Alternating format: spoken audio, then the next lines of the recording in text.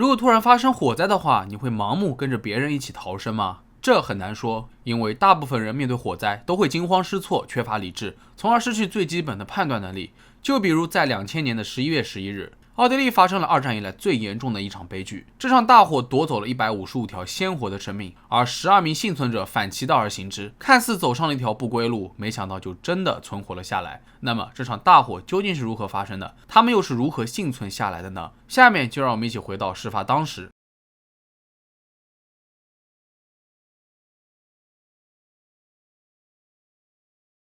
说到滑雪，那就不得不提到奥地利了，因为它拥有阿尔卑斯山这样绝佳的滑雪场所，就连各个村落之间都能形成完美的滑雪道。得天独厚的地理条件，使得奥地利成为欧洲冬季滑雪胜地，每年都能吸引大批游客。而这其中，奥地利萨尔斯堡附近的卡普伦小镇便是最受欢迎的滑雪场所之一。卡普伦位于滨湖采尔西南部，完善的旅游区为游客们提供了各种冬季运动设施以及便利的住宿。据统计，卡普伦每年都会接待至少250万人次的游客。而且按照传统，11月的第2个周末，卡普伦还会举办盛大的滑雪派对。每到这个时候，世界各地有很多滑雪爱好者都会前来庆祝，非常的热闹。众所周知，滑雪爱好者们必须要带着装备先上山，才能体验到从山上飞驰而下的速度与激情。而为了给游客们提供便利，滑雪场一般都会设有缆车送客上山。卡普伦滑雪场也不例外，它拥有一条全长3900米的索道铁路，其中3300米是在隧道内通过的。虽然轨道不宽，但它能够爬上坡，把游客输送到山顶的接待中心。一趟列车上山的同时，另外一趟就会下山。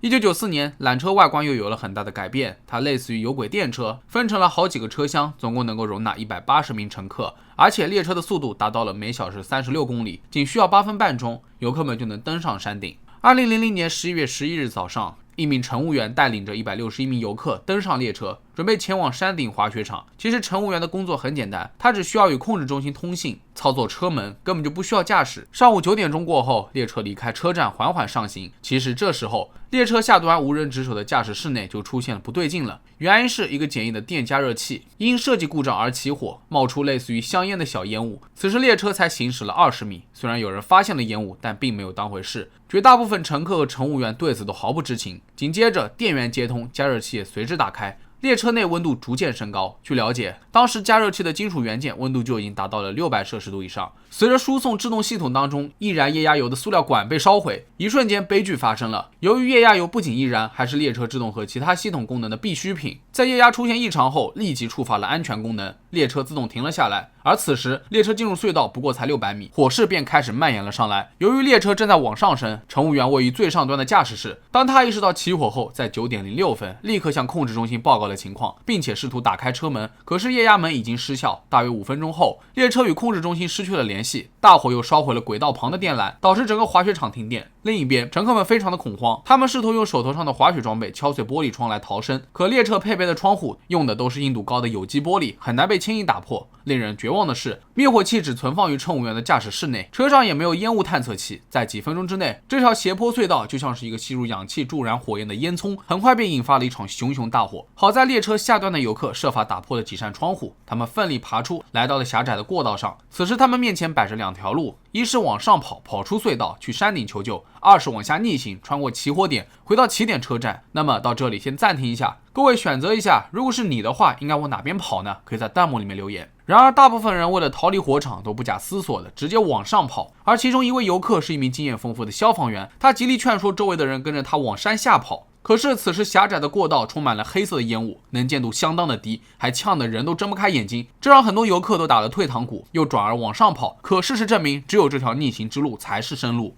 另一边，许多被困的游客都吸入了有毒烟雾而失去了知觉，躺在了车厢内。最后，乘务员终于成功的打开了车门，剩下清醒的乘客纷纷涌入隧道，向上逃离火场。而有12个人，他们试图避开向上攀升的人群，逆行而下，跌跌撞撞地穿进了火场浓烟。在漆黑的隧道里面，身穿滑雪装备的游客一个个都步履蹒跚，不可避免的互相绊倒。而此刻的隧道就像是一个巨大的烟囱，从底部源源不断的灌入氧气，并迅速将有毒的烟雾、热量和火焰向上推。可悲的是，所有步行向上的人在火势上升之前都已经先被浓烟窒息，最后葬身于熊熊大火。与此同时，另一趟列车刚好也在下山，虽然只有乘务员和1名游客，但不幸的是，他们也因吸入有毒烟雾而失去了意识。山顶接待中心的2名员工在看到浓烟后，立刻向山上的游客发出了警报，引导他们从各个出口离开。可他们犯下了一个致命的错误，就是万万不该打开所有的门，因为这个举动将导致烟雾更快的被吸入建筑物中，加剧了隧道内部的烟囱效应，火势更加的严峻了。接待中心也瞬间充满了有毒烟雾。在这期间，有2名游客和1名员工因来不及逃跑窒息而亡。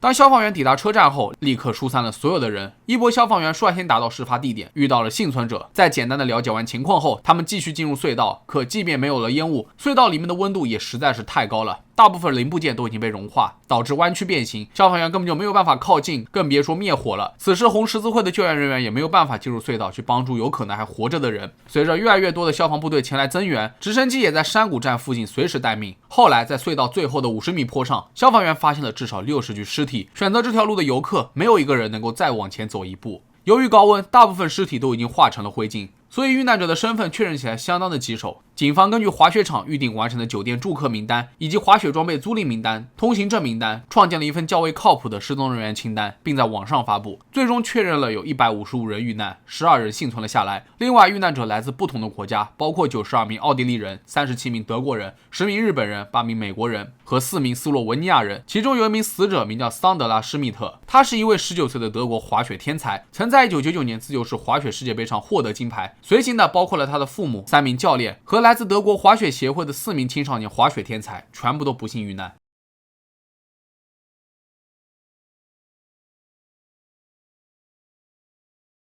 其实，在最初的新闻报道中，有记者推测起火原因有可能是游客违规携带了易燃物，就比如类似于烟花的东西，准备在滑雪派对上面燃放。可根据调查人员分析，现场没有任何类似物品的痕迹，可以明确排除这一可能。后来，调查人员在铁轨上发现了一种融化物质，可能是火车上融化的塑料，或是某种润滑质。据目击者称，列车在进入隧道之前就已经出现了不明烟雾，而且车厢内存在着大量塑料制品，就比如座椅、橡胶条都比较易燃。另外，当时游客们身穿厚重的滑雪服，几乎都是化纤面料，易燃不说，还不方便逃脱。最终官方公布的事故发生原因是安装在乘务员隔间的一个电加热器发生了故障，导致过热，而加热器着火后立刻点燃了高度易燃的液压油，进而融化的塑料管道进一步助长了火焰，最终导致了液压损坏，火车停下来，且车门无效。根据缆车专家约瑟夫内杰斯教授所言，在事故发生前，设计者都坚称这种缆车是绝对不会发生火灾的。该列车也确实符合地区安全规范。可是1994年缆车经过了一次升级，什么车载电力、液压系统和加热器都只适用于家用的，并非专门设计给移动车辆的，因此也从而增加了火灾的可能性。另外，缆车结构本身就存在着缺陷，就比如灭火器存放在乘务员的隔间，乘客是无法拿到的。列车上面也没有安装烟雾探测器，而隧道内连信号都没有，出事了甚至都没有办法联系乘务员。事故发生之后，事发车站被废弃，再也没有重新开放过。为了悼念遇难者，隧道下方树立了一座纪念碑。然而，在2004年2月19日的判决中，法官竟然宣布所有16名嫌疑人无罪。